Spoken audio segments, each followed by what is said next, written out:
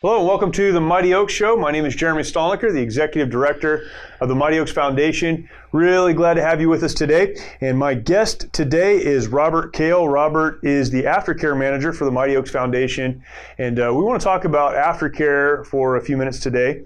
Kind of describing what aftercare is and maybe helping to understand the process beyond one of our Mighty Oaks programs, and thankful for the work there. Before we jump into that though, if you are listening somewhere other than YouTube, go over to YouTube, check us out there. A lot of great content on our YouTube channel. Go to YouTube, look for Mighty Oaks Show, and you'll find all of our content. If you have not subscribed, you need to subscribe. If you haven't hit the notification bell, please do that. That lets you know when more content comes online. And we put this show on our channel, but we put a lot of other stuff on our channel as well. And we recently started a pledge campaign, and that's still going on. If you haven't jumped in on that, you need to, but we've got a lot of great videos even on our YouTube channel about some of the pledges, and anything we're doing kind of ends up there on YouTube. So please check that out, and we'd love to share that content with you. But Robert, aftercare, it's a big conversation. Yeah, it is. It's huge. So let's talk for a second, because people may not know, exactly what goes into a week of the program. We won't spend an entire, segment talking about that. But from your perspective, talk about the program and how that kind of sets up the steps to a person then transitioning out of our, one of our weeks of programming and then into aftercare. So what happens during the program that requires aftercare might be the better way to address that. Yeah, and I think that, hopefully the ultimate goal that would require aftercare would be somebody coming into a relationship with Christ. And so that would require putting that person into a Christian community.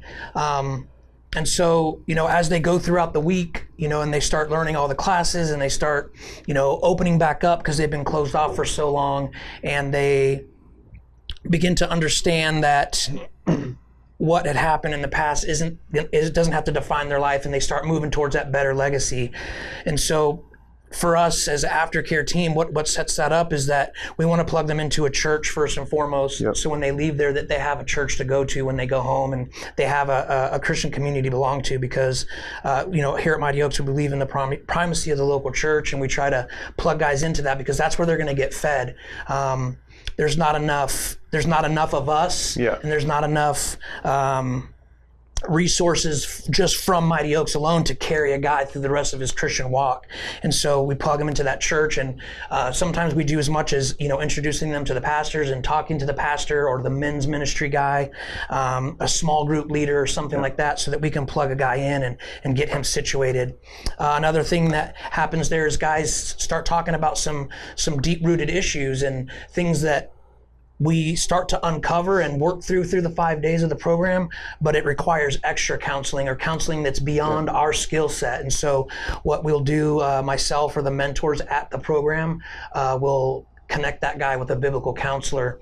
And so that guy has somebody to go home to continue working through those issues from a biblical perspective. Yeah. A lot of the folks who would come into a program, they come from all over the life spectrum of, some have struggled with severe trauma as children and other places throughout their lives.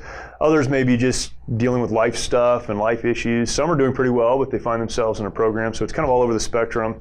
And then, even from the faith perspective or the faith spectrum, they're all over the faith spectrum. Some who have grown up in church, they know church, they have a relationship with Christ, they understand that, they know the verses, they have the Bible. Mm-hmm. And then other people who would come that would maybe have never gone to church, or they went while they were in boot camp because they had to. They've been for a wedding or a funeral or something, but they don't really have a connection to faith at all. And then there are even those who are a little hostile to faith. Yeah. Hostile to the idea of God. They seem to take one of two forms. They either just reject the idea of God entirely, mm-hmm, or they say, I don't reject God, but I am angry with him or displeased with him or have no desire to have a relationship with him because of, A, B, C, whatever those things are, the events that took place in their life, the people they've lost, the things that they've struggled with. And they'll say, I don't want anything to do with a God like that. So, sometimes people think that Mighty Oaks is comprised of Christians and it's a Christian program. We are Christians who have a program, but so many of the folks who come to us are not interested in faith or have been hurt by churches or faith or whatever. So in a lot of ways, we're not starting from zero with people as it relates to the faith component.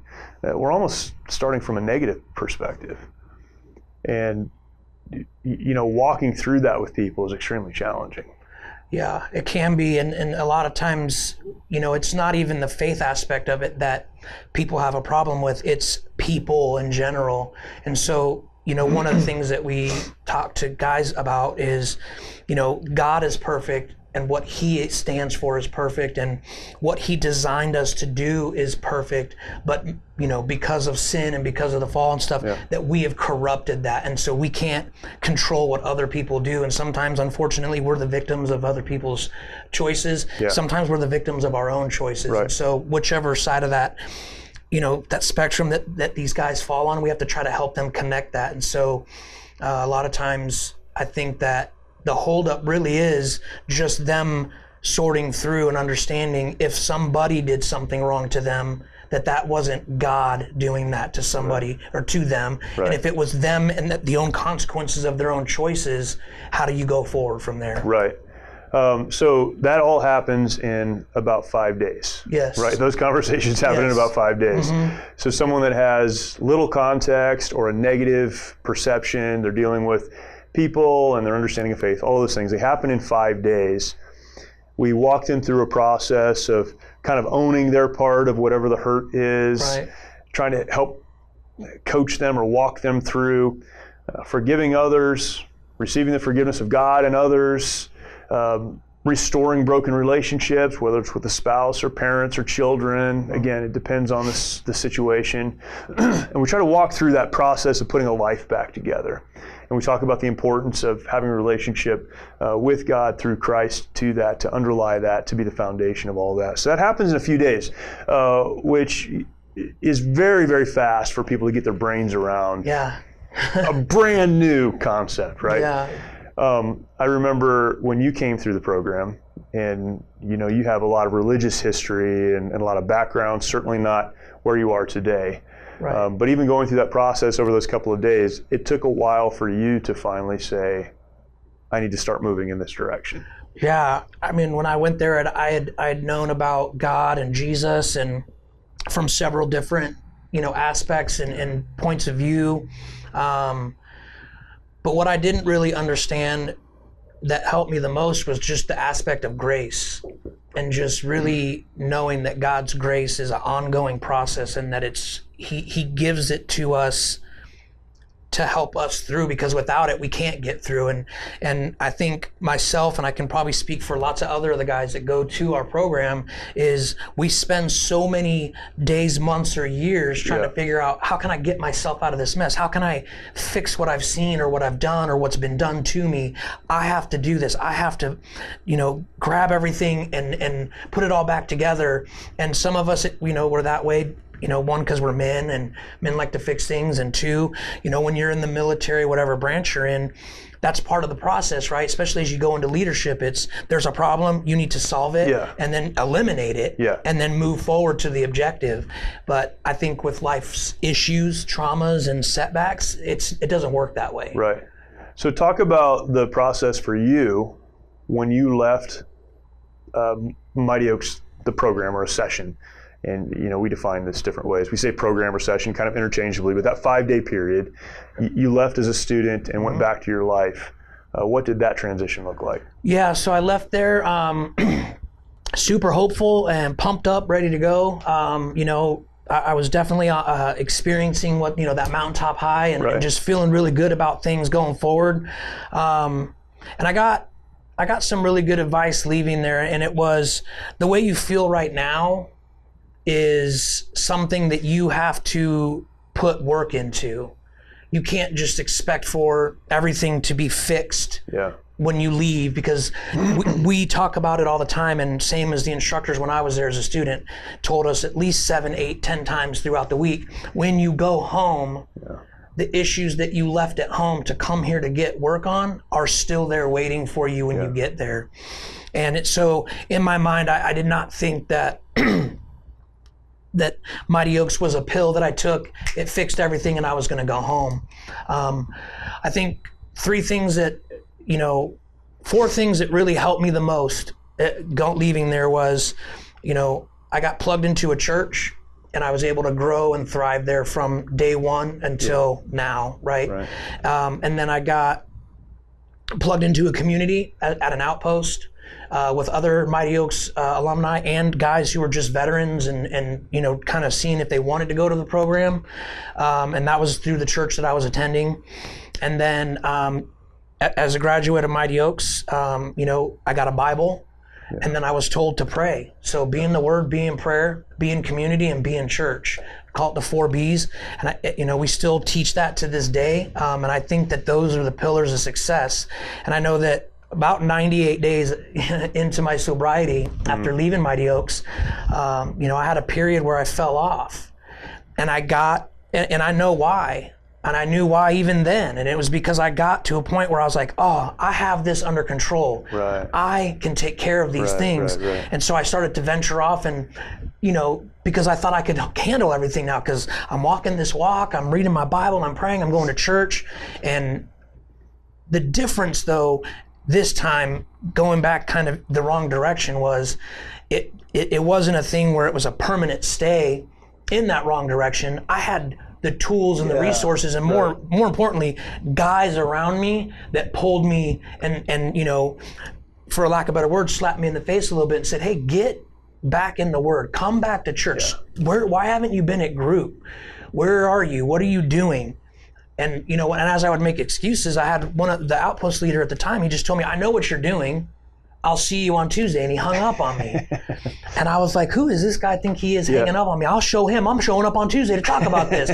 And so, that was kind of what it took. Yeah.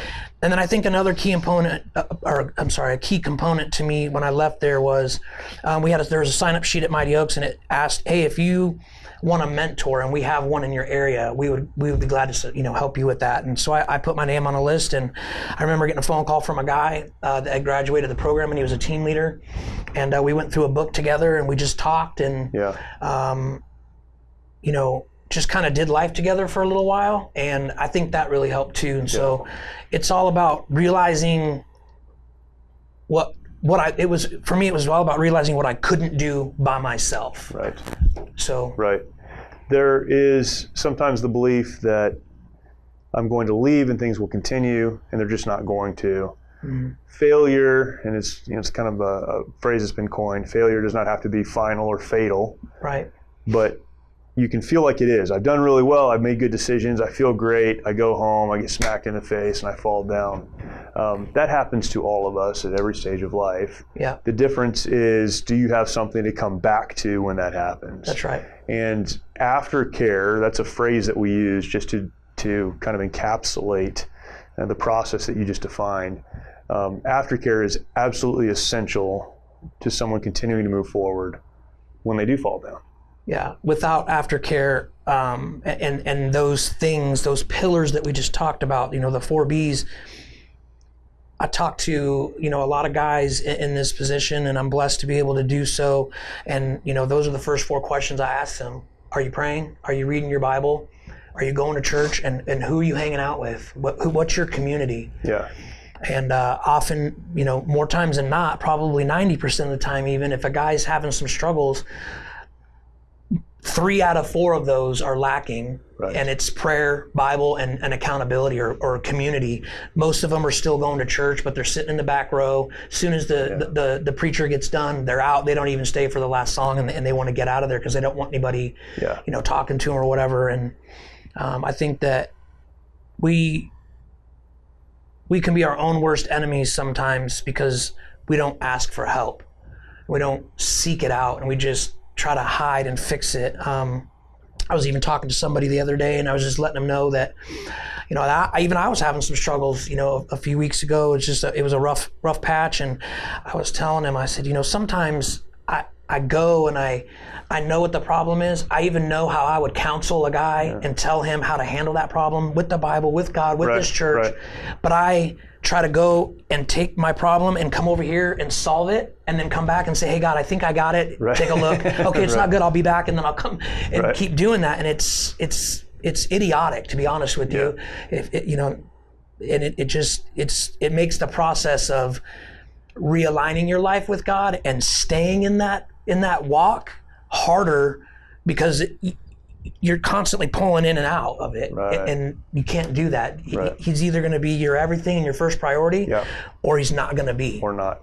How do you, as the aftercare manager, when you look at someone, how do you define success for them? How do you define as you look at someone, if they have been successful, are experiencing success in their life and in their walk, or not? How do you evaluate that? What does success look like? So the best case scenario, a guy goes to the program, he comes into a relationship with Christ, he identifies some things he needs to work on, he gets plugged into a church, gets plugged into a biblical counselor, there's an outpost near him, or he starts attending, we do it with Reboot Recovery, and he starts attending something like that. And then, to be honest with you, I never hear from him again. Until 6, 7, 8, 9, a year later, 9 months to a year later, and he calls me and just says, hey, I'm doing good. This is what's going on in my life, and I want to start an outpost. And I'm like, whoa. And so then we go through that process of starting an outpost, and one of those processes is me talking to that guy's pastor so that I can make sure that he's going to church and he's walking his faith out, and and when I hear back from the pastor, this guy has been in our community, he's serving, he's walking it out, he's had some rough times, but he came to us, he sought out the help, we've prayed together, he does Bible studies, this, that, and the other thing, and and his marriage is either still good, if it was good when he showed up, or it's on the mend still, even 9 months later, right? Sometimes it takes time, or they've completely reconciled and they're moving together forward, sharing their testimony as a married couple with others, and bringing people into awareness of the power of Christ and what he can do. And then I think the second scenario that would be, I would say, I consider a success is, same scenario, guy goes home, we plug him into a community, he calls myself, his mentor that was at the session with him, or his team leader, and he's struggling, but he calls us and he asks for help, and he just needs a little bit of extra guidance, and we get him plugged in with some things that he didn't ask for in the beginning, like a biblical counselor or a group to go to or something like that. And instead of hiding and isolating and try to doing it by himself, he reaches out and just says, man, I don't know what to do, please help me, I'm lost. And that's what we're here for. We love to get those phone calls, because myself and the mentors that work with me, we love to help these men and counsel them and share God's word with them, because we know that there's healing in that, and that there is a way forward. Scripture is sufficient for everything. And so that would be the way that I would say I think a guy is successful, because he just has the courage to say, nope, I'm not making it on my own. I need more help. I need extra in my life. Hey, I read through this part of the Bible and I liked it, but I'm going through these things. Can you guys give me something to read there that would help pertain? So its success is continuing forward. It's growth, it's movement forward. It's kind of that refusal to get stuck or stop or go back. And then beyond that, it's paying it forward. It's bringing other people along with you. It's the ultimate measure of success, probably in any life, right? Not just the life of a person who's been to Mighty Oaks. You've talked about outposts a few times, kind of generally. What is an outpost? How is it structured? And what's the purpose? What does that look like? So outpost is just a group of guys, right? Veterans and first responders, all men, obviously, and or women. We have women's outposts. We do have a women's outpost now. Yes, a couple of them. Okay. Yes. So I'm surprised. No, I'm just kidding. I'm not surprised. As the aftercare manager. But yes, we do have a few of those. So they get together and they do life together, but they do life together from a biblical perspective. And so there's a Bible study involved with it. There's prayer involved with it, obviously. And then I think it kind of, one of the crucial things in an outpost is it's still an environment where it's safe. and a place where they can share things. So guys could come home trying to rebuild their marriage from the mess that was prior to Mighty Oaks and still after Mighty Oaks, right? And they can still share the struggles of that with other men in the group who can help them, even if it's just praying for them and just supporting them by being someone to listen to. And then, the hopes is that outpost leader would also be able to provide extra help and point them in the right directions, plug them into the aftercare team and things like that. But it's just a men's Bible study, a woman's Bible study, where these people, the men and the women, can continue to open up, be transparent, share, do life, but do life from a Christian perspective, using the Bible, using prayer, and just walking life out together in community instead of alone. Yeah. How many outposts do we have? We have 15 outposts. Kind of across the country. Across the country, 15 outposts. And actually, I just finished up. Since the October meeting that you guys had, we've opened up 5 more outposts that were in the works and kind of just got finalized, right? And so we just opened up 5 more locations, and I'm just excited because the guys are really wanting something like that when they go home. That's probably one of the most popular requests is, hey, is there an outpost near me? Is there a group that I can go to that will foster my Christian belief, but that I can be in a group of like-minded individuals, meaning we speak the same language because we served, or he was a cop and whatever else, outside of church. And so it's been really good, and it's really awesome to see that it's taken off and growing. There's a whole bunch of stories of outposts, the group of folks that make up the outpost. Outpost is just a name, right? But the people in it, bunch of stories over the last several years of the group going and finding somebody or helping somebody in a real way. Do any particular stories jump out at you when the outpost just stood up and said, we're going to go get this guy and we're going to bring him back? Yeah, I mean, several instances where, and not to just pinpoint one, but where a guy will be a longtime attender of the outpost, and then he's not there for a couple weeks in a row. And then people start calling and trying to figure out what's going on, and through accountability and, come to find out, well, this guy, nobody's heard from this guy in X amount of whatevers. And it just takes, 3 or 4 of those guys getting in their vehicle and driving to this guy's house, because that's the purpose of Outpost. They know where you live, they know your phone number, they know where you hang out because you're doing life together, and they show up. And when they show up, this guy's in a bad way. He's maybe slipped back into an addiction, or he's, on the verge of suicidal thoughts or suicidal action, and these guys are able to intervene and make choices that help others instead of, well, he'll get a hold of us when he wants or whatever. I think one particular one that really will always stick out on my mind is one of our alumni one night was just having a bad night. He just been through some stuff. It's real bad season of life for him, and his marriage wasn't doing so good. And I remember he called one of our mentors, and just he told him, I'm at that point, gun in hand. And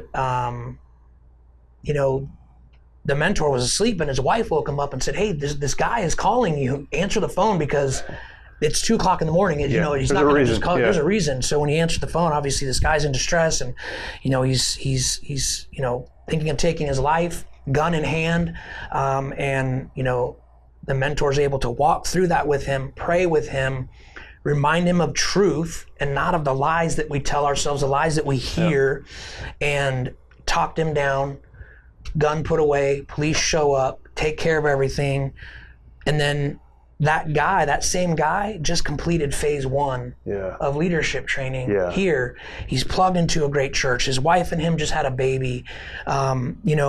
He's still working through things and progressing, but he's doing it with Christ. He's doing it with a brotherhood, and he's doing it with his local church instead of just by himself. Hoping and wishing that something's going to change and get better. He's taking the appropriate actions that are that building things up instead of those destructive actions. That's awesome. What so we have our outposts. We manage those. You manage those. I use we very loosely. You manage those. Some of the other organizations that we work with, there are a lot. There are a lot of people that we'll try to plug graduates into. Reboot, you mentioned briefly. They're one of our probably closest partners. What does Reboot look like? Reboot is a PTS centered Bible study that helps guys continue to deal with that combat trauma aspect of things. Because a lot of guys that come to Mighty Oaks for that 5-day program, they're trying to deal with some combat trauma or life trauma, and then we send them back. And then some of our outpost leaders are also Reboot recovery team leaders as well. They go through the process and get trained up, and then they run a 12-week study, and then they have homework assignments and a book to go through and curriculum. And kind of one of the cooler things about that thing is that the men can bring their wives. They're encouraged to. That way both spouses are getting some healing and some help and some perspective on what's going on, and a better way to handle things than what they were doing in the past. Right. And so I think that we've had a lot of success with that. Our outposts up, and I'll give them a shout out, up in Bakersfield, California. They had huge success with that program. Just had, I don't remember the exact number of graduates. I think it was 20 graduates, and 4 or 5 of those guys have gone to the program. And shortly after that graduation, that Mighty Oaks team leader, he told me, hey, we're ready to start again. So now he's doing another 12-week iteration of Reboot, and then and on another night of the week, he's running just a regular Mighty Oaks outpost for those 20 graduates. So his church, and that to me, that speaks highly of that church and that pastor who just says, we're going to love on this. We're going to do this. We're going to love this community within our community, and we're going to help these guys. And they're just being there and being a support system for these men and women who need it. So we have our outposts, in places across the country. Whether it's 15 or you've got 5 more in the pipeline, we'll get up to 20, and we'll continue to grow that. But there are a lot of places in the country that don't have those, but then Reboot is great. They're entirely focused on that, and so they have a few hundred locations across the country. They're everywhere, because they set up nicely, just being able to train guys and plug them in, and then making them self-sufficient so that they can run the session, and then also get guys to plug in again and get another guy trained up to teach or lead, and then just kind of multiplying. So they're everywhere. So you have a lot of places to plug people into that need help. What other tools do you use as the Aftercare Manager? What other resources do you provide, or do you help people get to? So upon leaving, we tell the guys that we're going to be in contact with them for the first 6 months, and that mentor at that session will email those guys every week for the first 4 weeks, and then month 2, 3, 4, 5, 6. And then that's a chance for those guys, the alumni, to reach back out to the mentor and say, hey, everything is going good in these areas, but I'm still struggling here. Or, hey, you know what? Everything's awesome. I'm doing really good. I want to start working on this next phase of life. Do you have any materials that I could use to do that? So we do that with the emails. And of course, the mentors also, and along with the team leaders, give out their phone numbers and make sure that, they're still in contact for any kind of one-on-one talks or anything like that they need, or to share prayer requests. And another resource that we do use is, we try to, again, like I talked about, we plug guys into biblical counseling, or sometimes we know a guy who's struggling with, say addiction to alcohol. And so, we will give them a resource, a book or a help pamphlet, from the biblical counseling arena to help, for that guy to read and kind of start walking through some things and getting some scripture to help back up what he's going through, to do that. I've plugged guys into Reboot. I've plugged guys into just, local vet communities within their community, because sometimes guys come from all over the country in super small towns, and while they're in their progress, and they might even be the only veteran at their church sometimes. And so we try to plug them into something where they're going to be able to have that community. Another resource that we've used, especially here in the California area, has been PTSD of America. We've talked to a couple of those guys and had some of their guys come out and meet up with them. And then, Mighty Oaks, we do the sponsoring too for they call that the family life, the marriage retreat.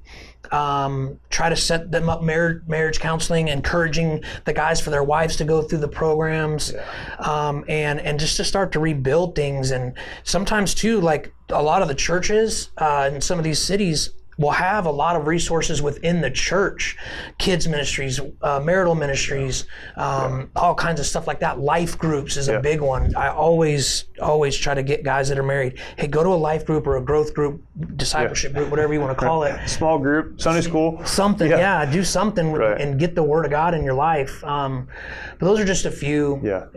That's awesome. And it's really important for people to understand, because I get asked this question all the time. Well, what happens? It's always kind of like this, like, well, what happens after they leave your program? Like, I don't know that people are going to struggle after they leave our program. But you and your team have a robust focus on connecting people to the help they need and making sure they're able to have people around them to walk them through the next phases, whatever that looks like. And it's actually gotten to where there are more resources, and we've connected with more people. At the Biblical Counseling Conference, we connected with a few people with some programs that would be very useful for our program, and things that we can start adding to the emails that we send these guys with extra resources and stuff. And just the way that the more you dig into it, then the more you find out, the more you see that's out there to help these veterans and to help ourselves too, because sometimes we need the resources as well. Right. So there are a lot of great resources available. It's just a challenge finding them, but once you do, you realize there's some wonderful people. This week, you and I are going to be, not just you and I, a lot of other people too, but you and I are going to be in Texas. Our annual gala for Mighty Oaks Foundation is in the Woodlands, Texas this year. Our event is sold out. It's going to be a packed room. We've got Dan Crenshaw as our guest speaker. For Blaze fans, Chad Prather is our MC. It's going to be a great night. We'll have a great time. But specifically, you are going to tell your story and give your testimony. And man, it's so powerful. I've heard it so many times. Two things. One, it can't be easy to give your story or tell your story or give your testimony. We use that word testimony kind of in the church world, but to give your story in front of a group of strangers, pretty much. It's got to be overwhelming. So why would you do that? What's to you, and you've done it a lot, you do it a lot, and you do it well, why do you do something that's so hard? I mean, public speaking, they say, is, it's most people's greatest fear above death. People are more afraid of public speaking than death. But beyond that, you're talking about things that you'd probably prefer to leave in the past. So why do you do something like that? First and foremost, to give God His glory, because He deserves it all. Because where I was 4 years ago when I went to the program as a student to where I'm at right now is 180-degree difference. And I didn't do it by myself. I didn't do any of it. I'm here because of God, and God provided for me. And I always tell people, God pulled me out of the gutter and put me on the sidewalk so I could walk that path. And so I just want people to know that. And I think by doing that, this kind of that two part of that is, if people are hurting when they hear my testimony, and they could just say, man, where that guy was and where that guy is now, I want that. I want to know who this Jesus is. I want to be able to have peace in my trial, or I want to be able to look at life, even though it might be really hard right now or extremely difficult, unfair, whatever the word you want to throw in there. And I want to be able to see it from a perspective of, okay, I can take another step forward. I can keep moving and keep pushing, and I can look to eternity and see something. And then I also do it because one day I want my kids to be able to know, what I went through, and I want them to know who brought me out, and I want them to have the hope that I have in that. Yeah. And so I think that, if my story, as difficult as it is sometimes to tell, if it can help one person see what Christ can do in a life, I'll tell it a million times. Yeah. And that's incredible. The power of the story is something that, again, when people say, what do you guys do that's different, and how do you do what you do in such a short period of time, and all those questions we get asked all the time, there are a few things we could talk about. Certainly it's the power of God, but God uses people, and so Absolutely. The people that he's using have chosen to use their stories to bring other people along. Yep. And that's so powerful. And often it's powerful because people don't want to do it. Yeah. We want to get past something and then just never go back to it. Yeah, I think you hear that a lot from the guys when they're getting ready to leave on that Friday, when their whole countenance has changed, and we're talking, and one of the things that I hear every single session that I'm at is, I didn't think men could tell the hard things of their life and be that open and transparent about it.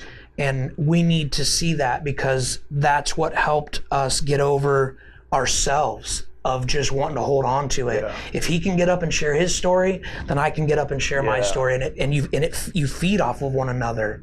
And then, and I think that's where God uses us. He uses our tragedy to be something that someone can gain healing from. Right. And so that's always been one of the things that stuck out to me. Even as I think back when I went through as a student, I remember from day one, that opening testimony, and I was just like, this guy just poured out his soul. Yeah. And his testimony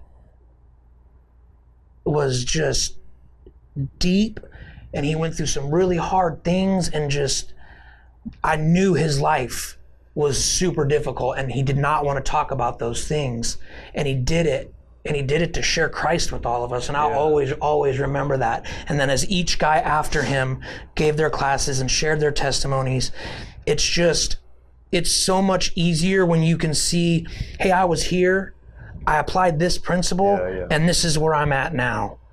You can't argue with that kind of truth. There's no scientific equation, and there's no, I don't know, I'm not a smart person with all those kind of things, right?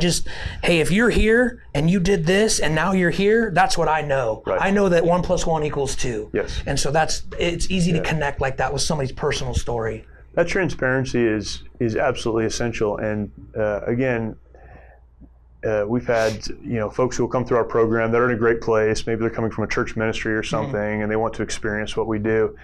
And often the takeaway is, I want my men's ministry, or I want my church group, whatever that is, to have the same kind of transparency. And men in the church need to have the same kind of transparency and be that honest with each other.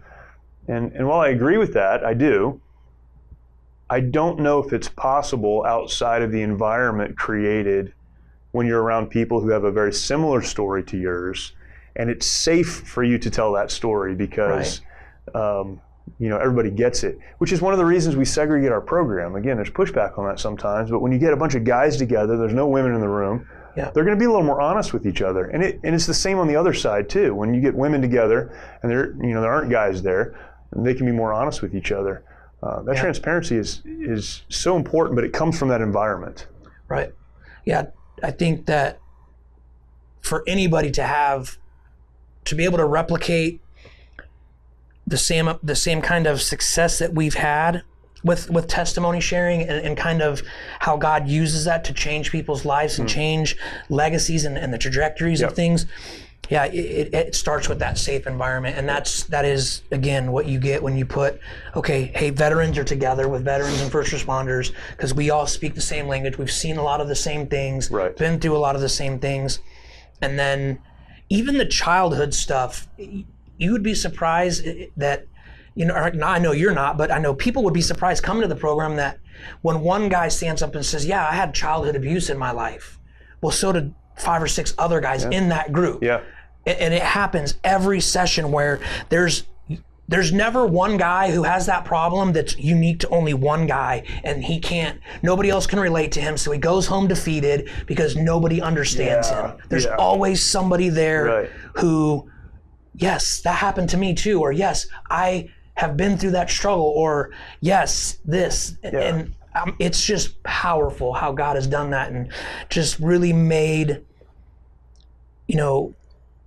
the scripture, 1 Corinthians 10:13 mentions that nothing is common to, uncommon to man. Yeah. And that happens every session. And that is one of my favorite scriptures, just because I know that what I'm going through, whether good or bad, is not just only for Robert all by himself, lonely, pity, party, all that kind of stuff. Nope, I know I can call somebody and we're going to have a similar struggle. We'll be able to work it out together. Yeah, it's common.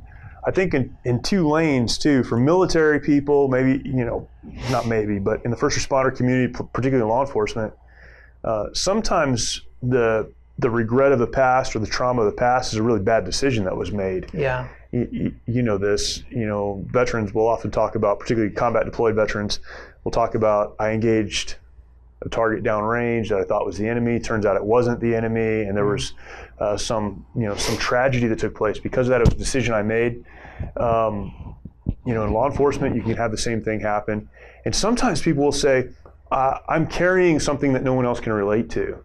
But now you're sitting in a room full of people, and people are sharing, "I've had the same hurt and the same pain, and I made the same mistake," and it validates your feelings in a sense, but it also makes it so that you understand, I really can move forward from here. Right. So that's kind of on one side, but then there's just the stuff that's been done to people and the hurt.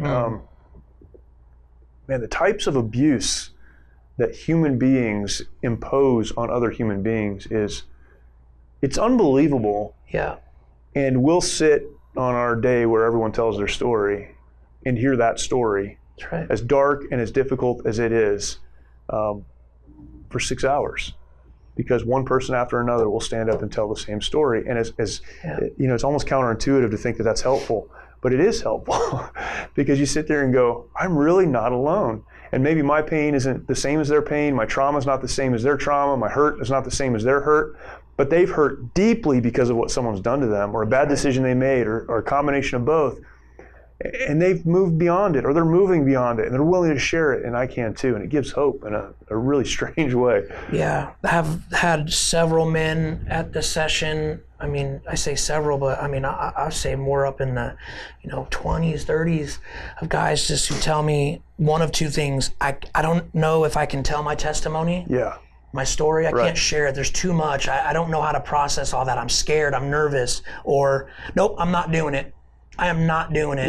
Yeah. And for the guy who won't do it, what always happens is another guy gets up there because he's like, that's it. I got to get this off my chest. They take it serious when we tell them, unpack your ruck.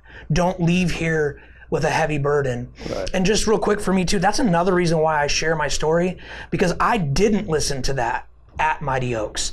I told a quick version of my story on that day that you guys give us to tell our testimonies, because I was scared of all the everything in there, and I kind of went up there and just gave a brief overview, but I didn't get real deep. And then I had an opportunity to do a podcast with my church, and that was the first time I'd ever just laid it all out there like I'd seen those men after me do, and I began to heal by releasing those things and dumping it out and not having to hold it in. And so the guy gets up there, he tells his testimony, and that guy who is adamant, I'm not gonna do it, I don't believe in God, or I don't want to have anything to do. And that guy gets up there and has the courage to do it, and the guy is just like, okay, I'll do it. And he gets up there and tells the story, and you're right, and it's just one after another after another. And then the guys that are scared to do it, we offer to pray with them. We offer them encouragement. We talk to them about the power of testimony. And I like to encourage guys by telling them, you're scared, and so are the other 24 men in this room that are about to go do the same thing you are. So was every single one of these team leaders that are sitting here with you. But you might show somebody that courage that would help them get up. That would help somebody else get up, that would help somebody else get up. And so I've only seen one time in the 4 years that I've been at Mighty Oaks as a student and as a team leader and now as staff, that one guy didn't get up and give his testimony in all the sessions I've been to. So we focus a little bit on the help that your story can be to someone else. How does telling your story help you? When you were on that podcast and you finally spoke it, what impact does that have on you? Why is it important for somebody personally to tell their story? Yeah, I think that, a common thing too that I hear a lot at Mighty Oaks is, well, I can't forgive myself for this. Yeah. And so I think I used to think about those things, the things that I put my kids through, or the 2 failed marriages, and all these decisions that I made that were just destructive. Yeah.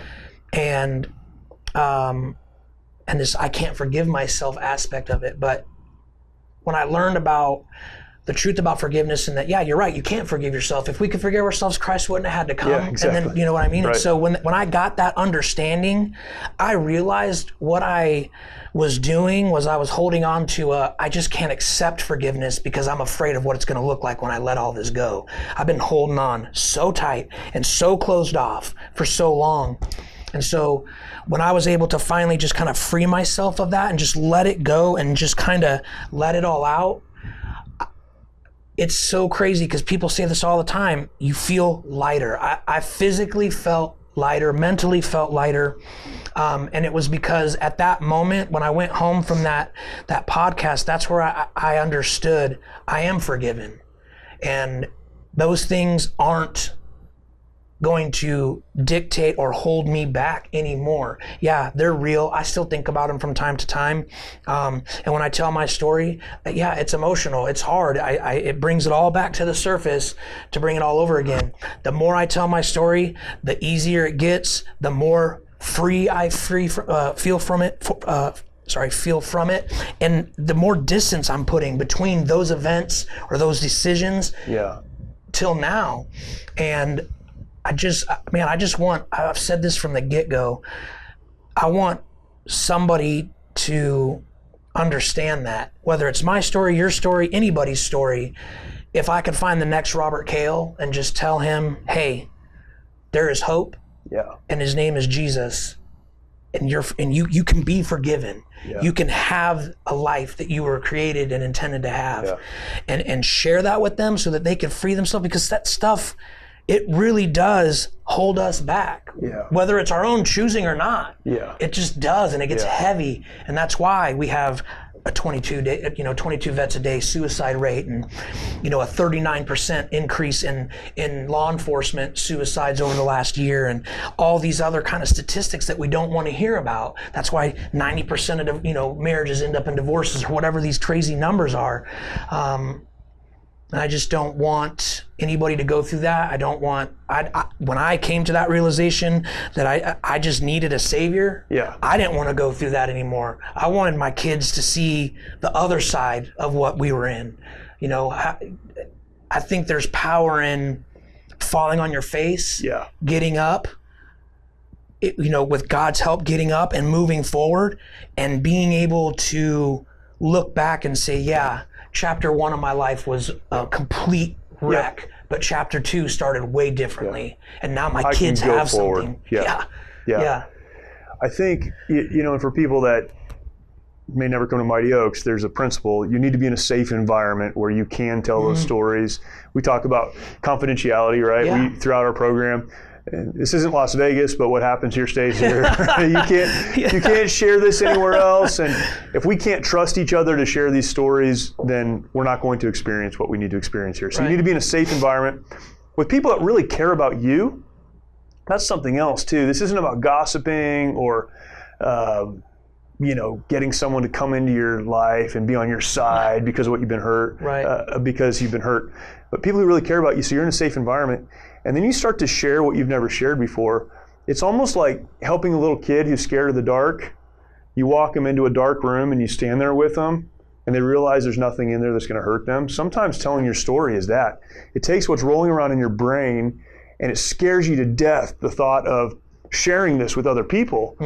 Well, when you do, it may not be pretty, it may not be grammatically correct or the speech of the century or whatever. Although it's incredible how eloquent people are when they start to share their story. but you bring it out of the dark of your brain and the past and the hurt and all the stuff, and you voice it. There's a strange power in that. It organizes your thoughts. It makes them clear. The things that are stupid now sound stupid because you're saying them, like, that's ridiculous. Well, when it's up here, sometimes it doesn't feel ridiculous. That's when right. you say it, now it's like, okay, that actually doesn't make sense. And you voice it, and it unburdens you in a very real way. Yep. Yes. I think that's the biggest step from going from victimhood mentality to I want to move forward mentality and embracing what can be instead of what was. Because in the beginning of the week, too, is guys show up, we start talking, we start figuring things out, and it's almost the same every session. Super sad countenances, very angry looks on their faces, disgruntled, hat pulled over their eyes, arms crossed. Yeah.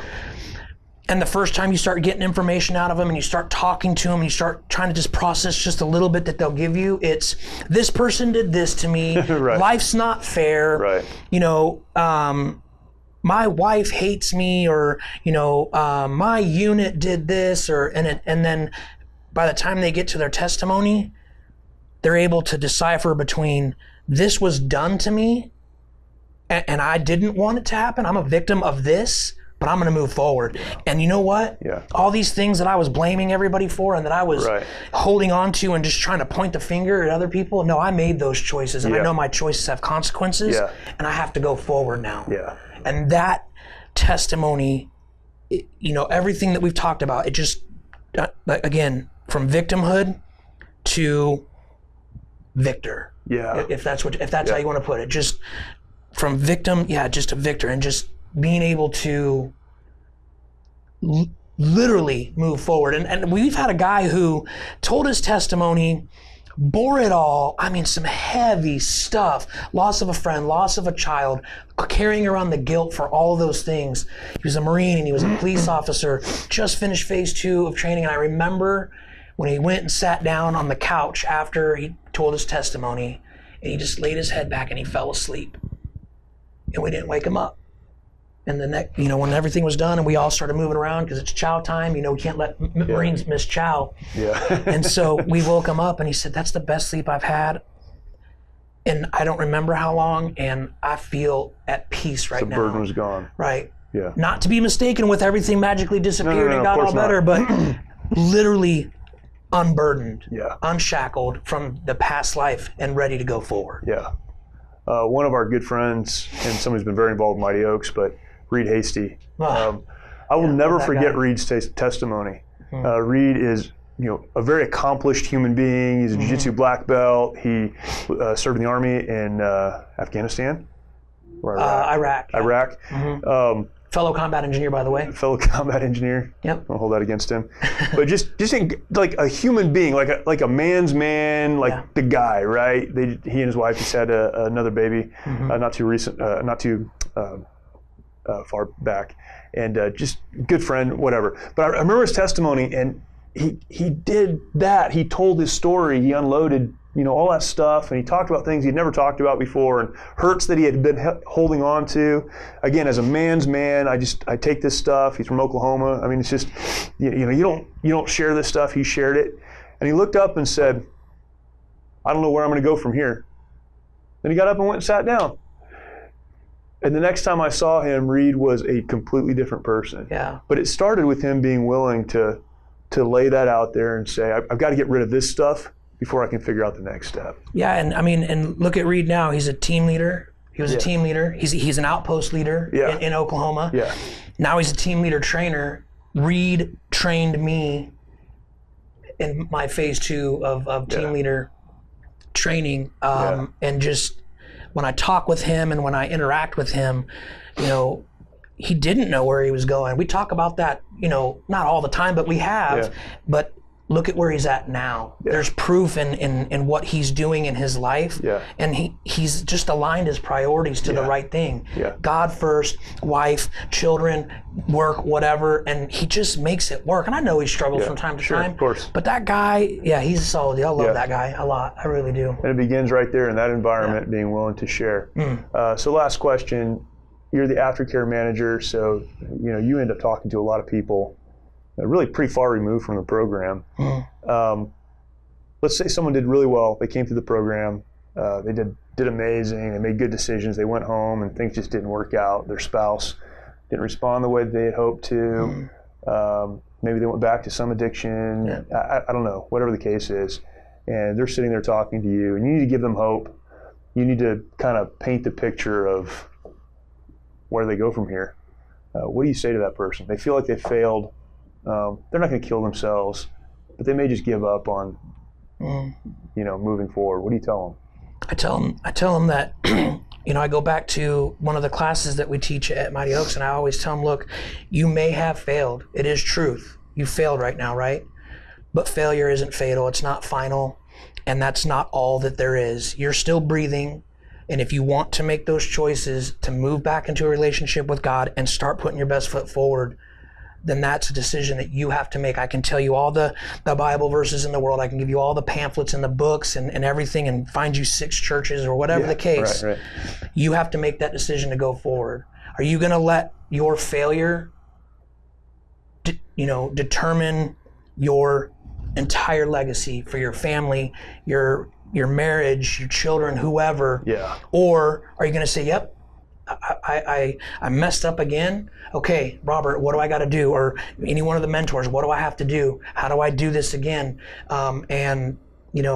Sometimes it looks like getting a guy set up and going through, a weekly meeting with him, one-on-one, and then bringing him back to another program, and then getting him dialed back in, so to speak, and then sending him back out with some more tools. Because a lot of times I'll when I talk to guys in that predicament, I notice that when they come back the second time, there's stuff that they didn't unhinge from or get loose from the first time. They came and they went through the motions, they put a check in the box, and they made good decisions, but it was more emotional based and more, I don't know what I'm doing. I'm just gonna, not to say that they don't make well-informed decisions, because that's not the right way to say it, but just, not all the way buy-in. And when guys come back, they, often say, like, I just didn't get it the first time and I didn't buy in all the way. Now I want to take those actions. And those guys usually go home and are pretty successful. And of course, there are guys that we could bring back 100 times and they don't want it. They just want to come back. You have to make a decision. That's right. Yeah, decision's everything. That's awesome. Robert, great conversation. Thank you. Thank you. Yeah, fantastic. For those of you watching, if you haven't subscribed yet, please do subscribe. Hit the notification bell. That lets you know when new content, and again, all kinds of content. We're closing in on the end of the year, and it's really hard to believe, but we've had some great conversations here at Mighty Oaks about new types of content that we're going to get out to you guys. So look for that, but you need to be a part of what's happening here. If you're listening somewhere else, Mojo, our great partners there, other places, take some time, jump over to YouTube, and subscribe so you can keep up with everything else that's happening at Mighty Oaks. And look forward to seeing you next time. Thank you.